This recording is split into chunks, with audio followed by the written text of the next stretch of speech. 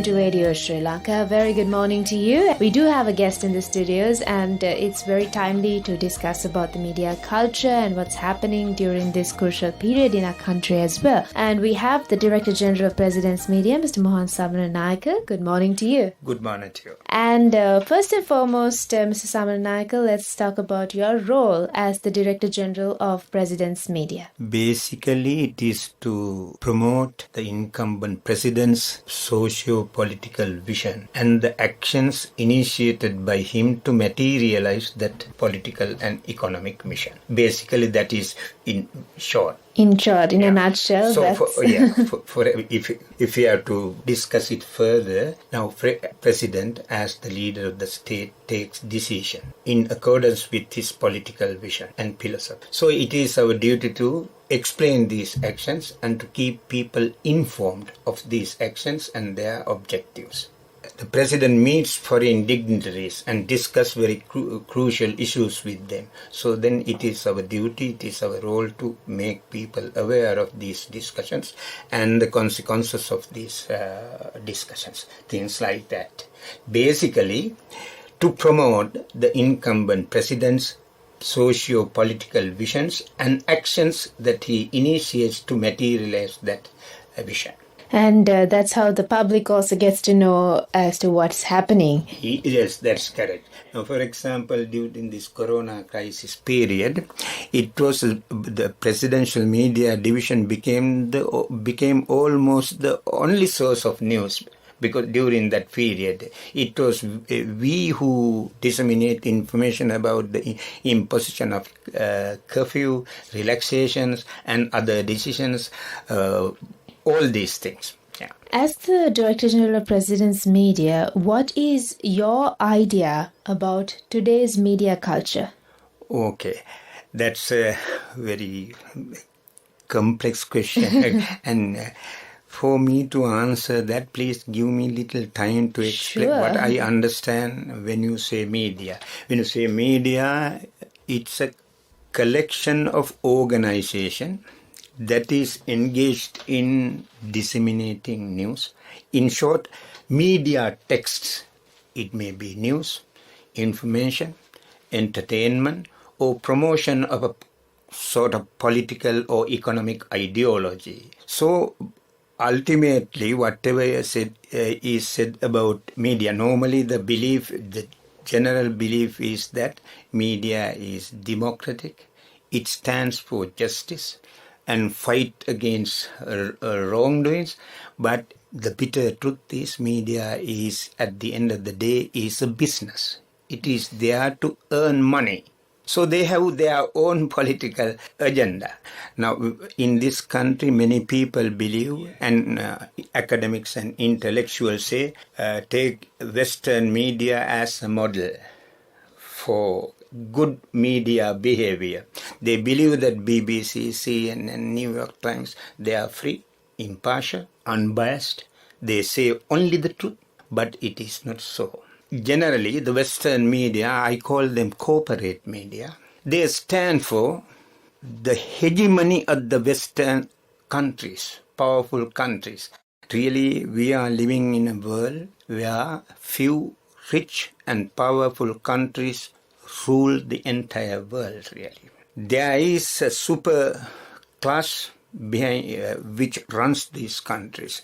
They are ultra rich, ultra powerful, and ultra inhuman. These media, at the end of the day, they stand for this global hegemony of the powerful and rich countries. So today, media culture is to earn, basically to earn money. This is not to say that they don't disseminate information. They do. But their purpose is to make money. If their purpose is not to make money, then there is the other objective, that is to promote a certain political and economic ideology. For example, in these days, the dominant ideology is that of neoliberal capitalism. So this made that is the role of the media generally, and I must again re-emphasize that this is not to say that they don't divulge information. They do, but they make a choice when they are disseminating information. Give me one. Sure. Cite one example. Now this New York Times, which is believed to be a very powerful and prestigious newspaper published in the United States. On the front page of the New York Times, you get their motto. Every media organization has its yes. What is their motto? It says, all the news that fit to print. They say they publish all the news, but there is a condition attached to it. What is that? Fit to print. Then who decides what is fit to print and what is not fit to print? Right? They make a choice. So that is the nature of the media wherever it is. It is so in the United States, which is supposed to be the freest country in the world, most democratic. I don't believe so, but it is the general belief. And even in Sri Lanka, here also they make a choice. They choose news. And they, in their interpretation, yes, they do the same thing. So generally the media are there to make money by informing people. At the same time, they promote a certain political and economic ideology. In our country, I believe there is an acute competition, rivalry between media entities to grab the maximum possible portion of the very limited media market, commercial market here. If we go back to the last decades of the last century, during that time, the contribution to the national economy or the gross domestic production of a country from the entire media industry was only about 2% or 3%, even in a country like United States. Now it is not so. Now it has risen up to about 20% of the national gross domestic product. If you take, for example, according to the magazine Forbes, every year this magazine gives us the names of the richest people of the world. As I remember, in 2016, they have identified the 8 super rich people. Of these 8, 3 were connected to mass communication. Bill Gates, Mark Zuckerberg, Jeff Bezos. You know them, no? So media is an industry. They are there to make money, at the same time promoting a particular political and economic ideology that is suitable for them. And in this country there is an acute competition. And during the last nearly 4 decades, in terms of quantitative development, there is a massive expansion of media industry. Now, if you take this country, this small country, in 1980 there was only Sri Lanka Broadcasting Corporation. Now here in this country we have more than 3 dozens FM channels. We have nearly more than 2 dozens television station. You cannot count the number of websites and other social media outlets. So between these media, there is an acute and growing competition to grab the maximum possible portion of this limited commercial market. And at the same time, we can see these media which are competing with each other, trying to win the maximum possible audiences by talking to their sensational feelings. Exactly. So it's about sharing news which could gain a lot of audience for them. So as you mentioned that the New York Times also has what is fit to print. Over here it's about what is fit to attract. That's correct. Yeah. And as we are on the topic of media, we notice a difference this time. after a long history of Sri Lankan media, we don't see the entities blaming each other much, nor are they against each other this period. So can you comment on this? Okay. Can I come to that question later? Because I need to add something what I was telling before, talking before. There is, in terms of quantity, there is a quantitative massive expansion of media industry all over the world. But similarly, there, in my view, as a media person, with about 40 years of experience, I believe that there is a degeneration in terms of quality. What do I say? Mm-hmm. If you take any news bulletin today, broadcast or telecast, really print media is better. When you come to electronic media, if you take any news bulletin, if the duration of the bulletin is 40 minutes, out of 40 minutes, 28 about is filled with voice cuts. Voice cuts are not really news. They represent your opinion or other person's opinion. Journalists are there to report what is happening. But instead of reporting and analyzing what is happening, what do they do is, it is very easy. You get the mic and hold on to before the mouth of a person, let him speak. And then telecast it. Then telecast it. For that you need not journalists.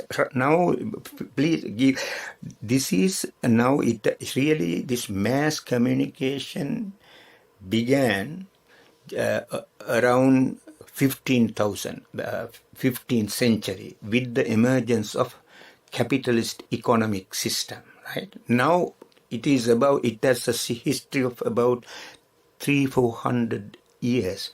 During this long period, mass communication or journalism has evolved into a profession, a separate discipline.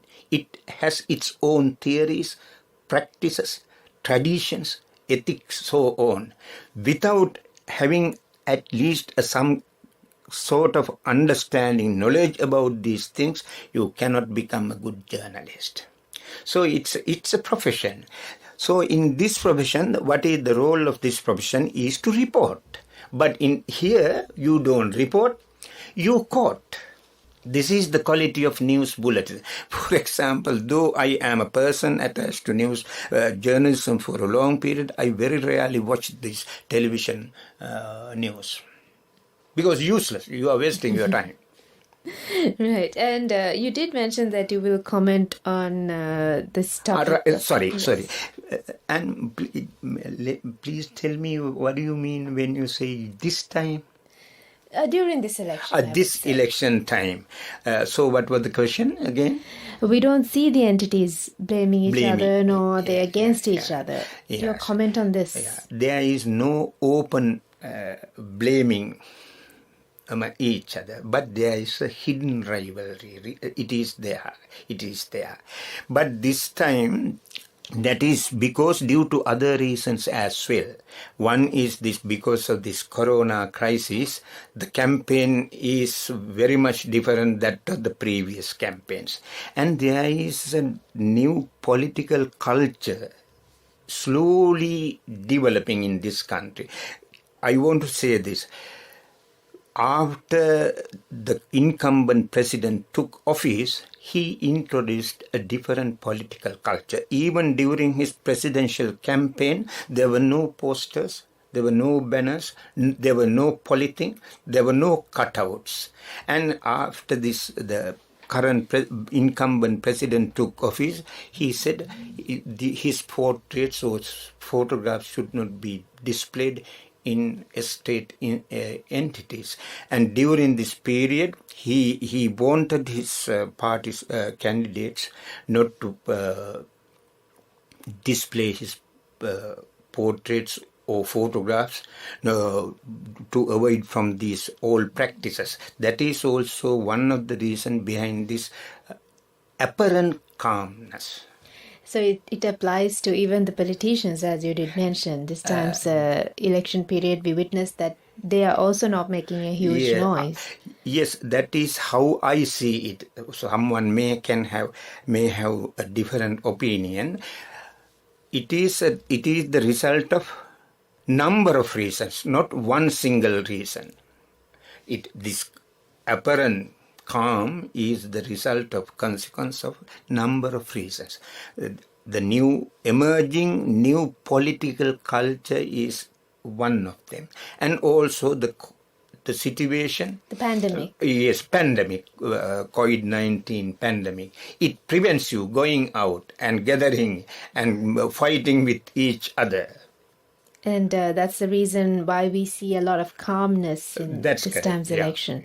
You're listening to Radio Sri Lanka, and we are in discussion about the media culture with Director General of President's Media, Mr. Mohan Samaranaka. And Mr.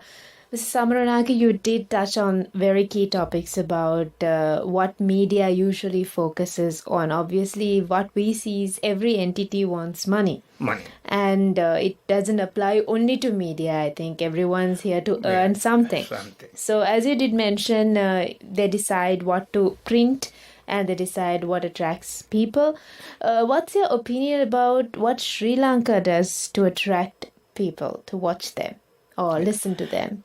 Now, I can't specify things here, but I'm sure you understand what I'm trying to say. In my view, there are many ways to attract audiences, but the easiest thing is to arouse sensation. So now, in the present time, the media culture is based on sensationalism. It is worldwide accepted norm that you don't show on the crystal screen a person killing other person. You don't show murders. But here in this country, you can see people killing each other on the crystal screen. It comes to my mind right now. Can you remember some months before in Monaragala, a woman was murdered by a man, right, mounting on her body. She was lying on the ground. Some other person videoed it using his smartphone. This was telecast on our television, number of television stations. Nowhere in the world, perhaps maybe in a banana republic, but not in civilized society, you show people, man killing man. This is the media. Why? It is an easiest way to attract audiences. In the United States, there is a mega intellectual. You may have heard of him. His name is Noam Chomsky, from Professor Noam Chomsky. In 1988, with another gentleman whose name was Edward S. Herman, they wrote a book that is Manufacturing Consent. It created huge debate after publication. In this book, Professor Chomsky and Mr. Herman argue that media is manufacturing consent, people's opinion. Okay, that is. So, why once Chomsky was in India, he was interviewed by many media persons. In one of the interviews, a question was put to him. What do media do, especially television? He said, to use his own words, they are selling their audiences to advertisers. So that is how you attract. You try to attract people by arousing sensation and sell the audiences to advertisers. Exactly. This is the political economy of mass media.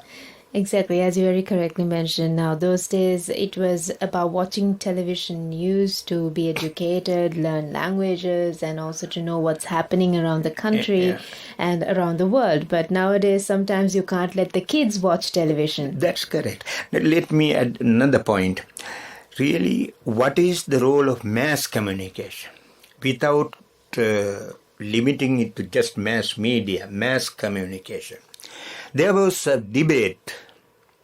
That debate is still there. So during the last century, really in early 70s last year, this debate was widespread. Then a UN special body, its name is UNESCO.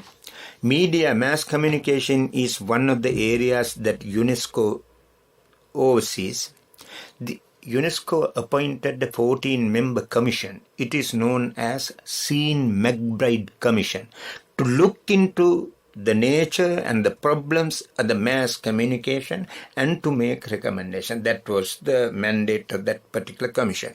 Their report was compiled after reviewing and studying and talking to people for 2 years, and that particular report was later printed as a book. I believe, in my opinion, if anybody is interested in journalism and mass communication, it is a must that you read that book. The name of the book is One World, Many Voices. In the first chapter of that book, they have identified 8 roles of communication. Very shortly, what is the first? Information.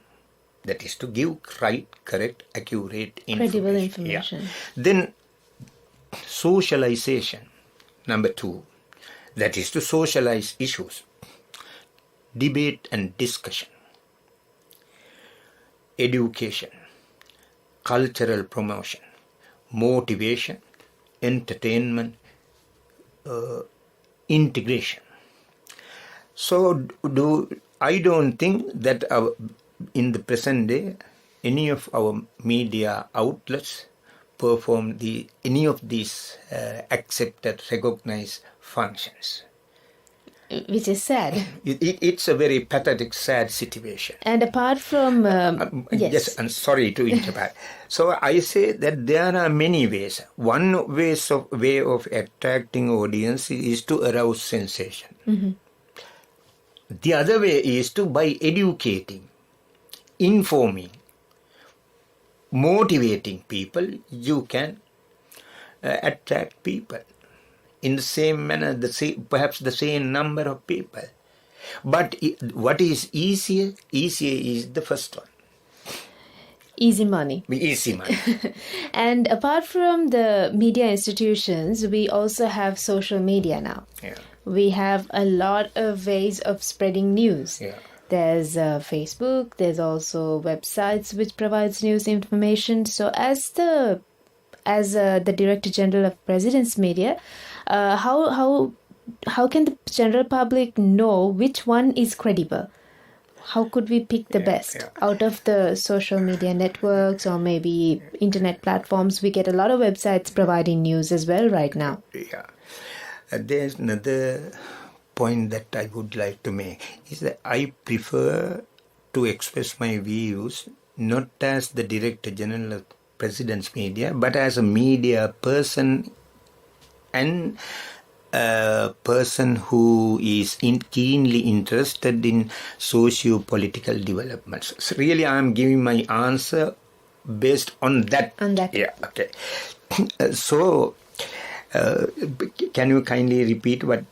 Yeah. Yes, so what I meant is there are so many other platforms which provide news. Yes, apart from the media institutions in the country. Yeah. There's a lot of e-news being spread. So we need to know how credible they are and for which one to count on. This is for the awareness of the public. Right. What they call new media. What is new media is the media that has developed with the advent of the age of internet. Okay, there is social media, blogs, Twitter, so many things, Facebook, so many things. They make money. As I told you, in the year 2016 or 17, the second richest man was Mark Zuckerberg, the Facebook creator. Yes. Okay, so this new media or social media, in my view, is a double-edged sword. It has very positive side and also an extremely negative side. So it has created a platform where people can disseminate their opinion, idea, without depending on the mercy of general mainstream media. Exactly. So, now, for example, if you want to express your opinion about something, let's say one of the topic which is in discussion these days is MCC. You want to express your opinion. I mean, studied opinion.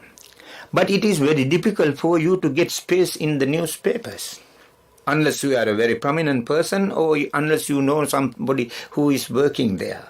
Even in television or radio. But here, now we have a platform.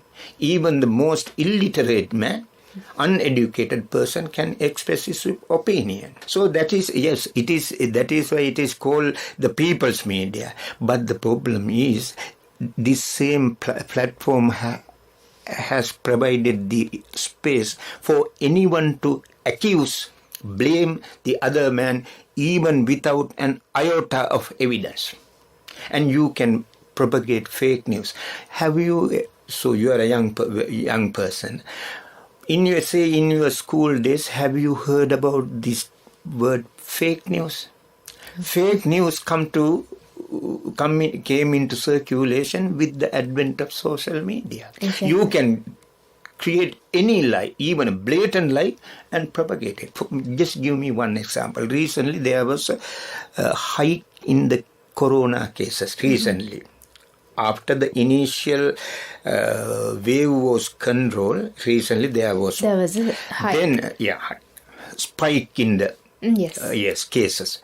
Then what happened? You must have seen somebody has got a selected part of a news bulletin telecast by a private station, which was telecast 3 months before, at the height of the corona pandemic in this country. It says the coming 3 days will be holidays for all.